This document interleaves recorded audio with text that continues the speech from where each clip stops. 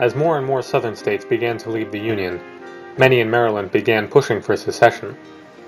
Culturally and economically, Maryland had more in common with the South, and had voted overwhelmingly for Breckinridge in the 1860 election. The heart of the secessionist movement was in Baltimore, where hatred for Lincoln and the Union was most fervent. Lincoln feared what would happen if the Union capital became surrounded by the new Confederacy, and made the preservation of both Virginia and Maryland a high priority. When the state of Virginia approved its ordinance on secession, Lincoln called for volunteers to march south and quell the rebellion. Unfortunately, in order to get to Virginia, Northern troops traveling by a railroad had to pass through the city of Baltimore. On the 19th of April, men from the 6th Massachusetts disembarked from their train cars at President Street Station to make the journey to Camden Station by the streetcars on Pratt Street. Waiting for them was a large mob of Southern sympathizers who had barricaded the tracks of the route. Others had sabotaged the telegraph stations and had cut off Washington from any news of the events in Maryland. The mob attacked the rear guard with rocks, bricks, and pistols. Same thing. Formed a line in front of the crowd and Marshal Kane shouted, "Keep back or I shoot!" And they recoiled like water from a rock. And then a shot rang out. A shot rang out, killing another of the soldiers, so they turned and they fired several deadly volleys into the crowd. We finally got the soldiers across town and on the trains. The Baltimore police eventually stopped the fighting by blocking off the troops from the rioters. When the smoke cleared, 4 Union soldiers lay dead and 36 wounded. 12 Baltimore residents were also killed, with many others injured. The remaining members of the 6th Massachusetts left for Camden Station and continued on their journey, departing Baltimore with their first taste of Southern hospitality. Following the events, Maryland Governor Thomas Hicks moved the state capital from Annapolis to the Union-supporting city of Frederick for the debate on secession. The ordinance on secession failed and Maryland remained in the Union, but over the coming years over 20,000 of her sons would fight for the Confederacy.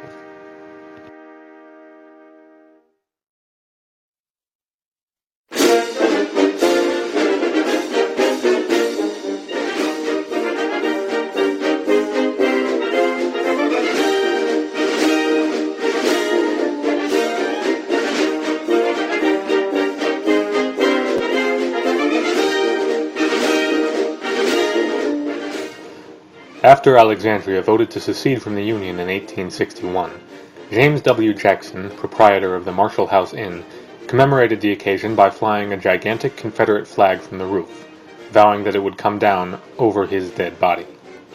The next day, Colonel Elmer E. Ellsworth led his regiment, the 11th New York Fire Zouaves, to capture the Alexandria Railroad and telegraph office. Along the way, he personally led a small group of men to occupy the Marshall House and remove the flag. On his way down the stairs, the flag draped over his shoulder, James Jackson shot Ellsworth at point-blank range with a shotgun. Immediately after, he was shot and killed by one of Ellsworth's men. Colonel Ellsworth is remembered as the first Union officer to be killed in the Civil War. The Marshall House is no longer standing, torn down in the 1950s and replaced by the Hotel Monaco.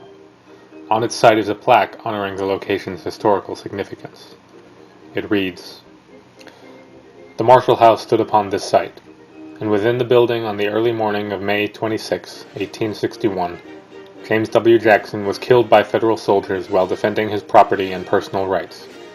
Not in the excitement of battle, but coolly and for a great principle, he laid down his life, an example to all, in defense of his home and the sacred soil of his native state, Virginia." After the Union took Alexandria, they immediately set to work securing the town. Alexandria's next part to play in the Civil War was in defending the nation's capital. Behind me stands the reconstruction of the original gate in Fort Ward, built during the celebration of the war's centennial. The fort overlooked the Alexandria and Leesburg Turnpike, which was vital for the transportation of troops and supplies. By the end of the war, the Spring of Forts made Washington the most fortified city in the Western Hemisphere. Despite the extensive resources and manpower put into the fortification of Washington, Fort Ward never took part in any battle. In fact, only one of the forts surrounding the capital, Fort Stevens, ever came under attack by Confederate forces.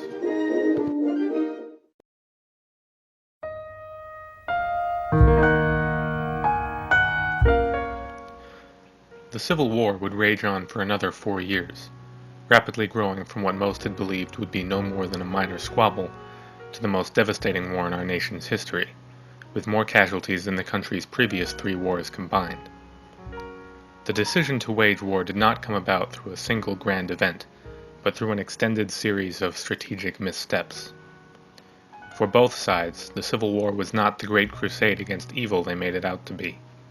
The war was an act of desperation, and although it would come to make heroes of some and villains of many, to the leaders and generals who fought it, the war represented nothing more than failed diplomacy.